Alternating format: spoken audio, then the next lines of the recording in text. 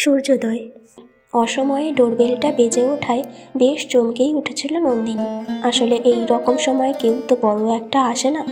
একলা ঝামেলাহীন সংসারে তার একমাত্র প্রিয় অভ্যাস বই পড়া, তাই তাতেই ব্যাঘাত ঘটাতে একটু ভুরু কুচকেই যায় তার।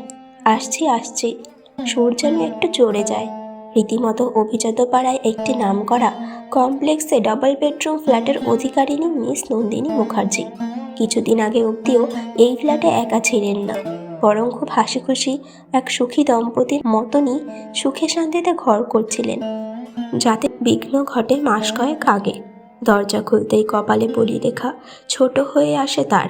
সামনে দাঁড়িয়ে এক কলেজ সহপাঠী অনুপম। অবাক হওয়ার পালা নন্দিনীর। একে ছুটির দিন, তাই বেলা 3টে। এতদিন পরে দেখা। প্রথম কিছুক্ষণ ঘড়ি কাটে না তার।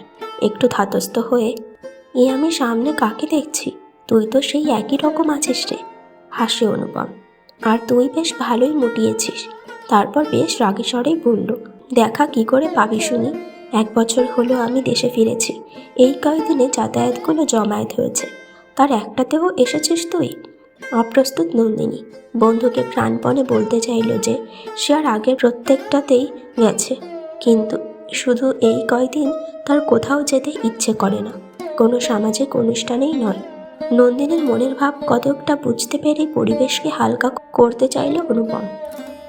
আচ্ছা তুই কি বলতো, এতদিন পরে এসেছি, একটু চা কফি কিছু খাওয়াবি তো নাকি? মুহূর্তে নন্দিনী প্রাণোচ্ছল, একটু বস, আমি আনছি। পুরনো স্মৃতি ভেসে ওঠে অনুপমের মনে।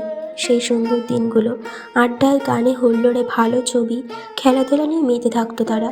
কেমন চোখের পলকে কেটে যেত দিনগুলো, টেরই পাওয়া যেত না। অনুপমের একই বিষয়ে নন্দিনীর 1 বছর সিনিয়র। আড্ডা দিতে দিতে কখন বন্ধু হয়ে গেছে। নন্দিনীর গানের গলা ছিল খুব ভালো। প্রত্যেক কম্পিটিশনে প্রথম পুরস্কার ছিল বাধা ধরা। তাই বন্ধুদের আসরে তার ভক্তের অভাব হতো না। তার মনে অনুপমও ছিল অবশ্যই একজন। ব্যাপারটা শুধু ভক্ত বা বন্ধুর থেকে যে বেশি কিছু ছিল, তা বোধহয় অনুপমের বেস্ট ফ্রেন্ড রিক্ত ছাড়া বেশি কেউ জানতো না। নিজের মধ্যে হারিয়ে গিয়েছিল অনুপম। সেই চিরনতুন দিনগুলোর সজীবতার মধ্যে নন্দিনী ডাকে ফিরে আসে। তা ডক্টরদের সময় বোধহয় খুব একটা ভালো যাচ্ছে না, না? তাই ডক্টর অনুপম ঘোষের এই অবেলায় সামান্য ঘরণীকে মনে পড়েছে।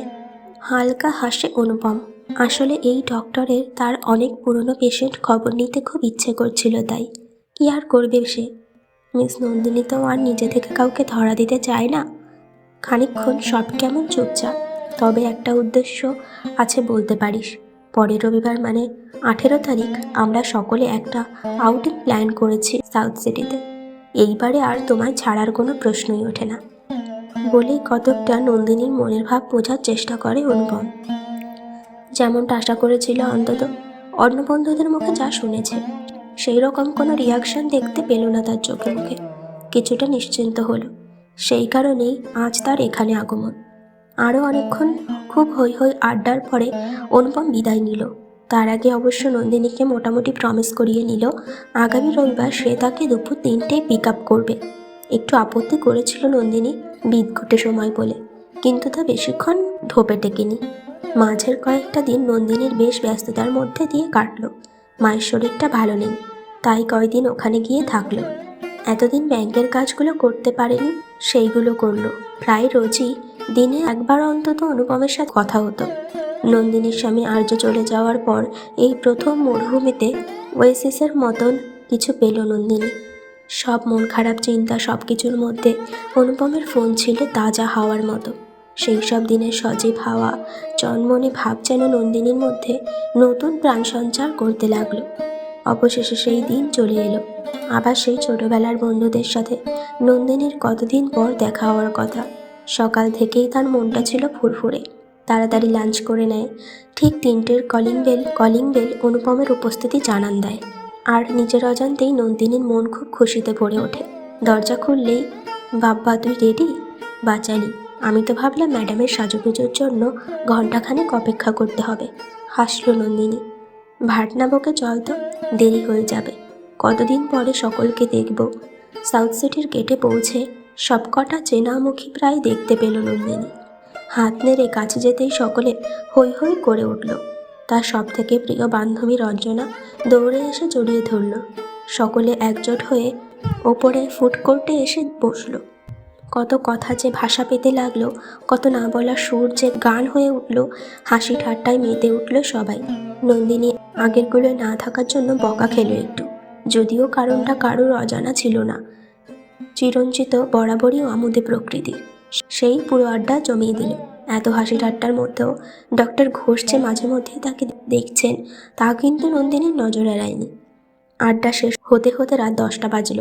অনুপম আগেই বলেছিল নন্দিনীকে ড্রপ করে দেবে। ফেরার পথে গাড়িতে নন্দিনী একটু চুপচাপই ছিল। রাতের স্নিগ্ধ রূপ গাড়ির ভেতর থেকে অনুভব করছিল। দিনটা খুব সুন্দর কেটেছে। এমনই যদি প্রত্যেকটা দিন কাটতো বেশ হতো। তবে মনের কষ্ট হতাশা কিছুটা ভুলতে পেরে অনেক হালকা লাগে নন্দিনী। হালকা করে গান চলছে, নন্দিনীর খুব প্রিয় একটা রবীন্দ্রসঙ্গীত, সখী ভাবনা কাহারে বলে। অনেক ভাবনার মধ্যে রঞ্জনার একটা কথাই নন্দিনীর খুব বেশি করে কানে বাজছিল। নন্দু, আলো যদি আসতে না দিস, জানালা যদি সবসময় বন্ধ করে রাখিস, তাহলে যে জীবনটা আরও কঠিন করে তুলবি রে। তার চেয়ে যেমন জীবন তোকে নিয়ে যাচ্ছে সেই রকমই চল না। অজান্তেই দুফোঁটা জল গড়িয়ে পড়ল নন্দিনী দু চোখ বেয়ে। হঠাৎ নিজের হাতের ওপর একটা হাতের স্পর্শ অনুভব করল নন্দিনী। তাকাতে পারল না। চোখের জল গোপন করতে বাইরের দিকে তাকিয়ে থাকলো জোর করে। শুধু খুব চেনা কণ্ঠস্বর ভেসে এলো কানে, আমি আছি পাগলি সবসময় তোর পাশে, তোর সাথে, তাকিয়ে দেখলেই খুঁজে পাবি। নন্দিনীর তখন তার প্রিয় গানটির সাথে গলা মিলিয়ে গাইতে ইচ্ছা হলো। প্রতিদিন যদি কাঁদিবি কেবল, একদিন নয় হাসিবি তোরা, একদিন নয় বিষাদ ভুলিয়া সকলে মিলিয়া গাহিব মোরা।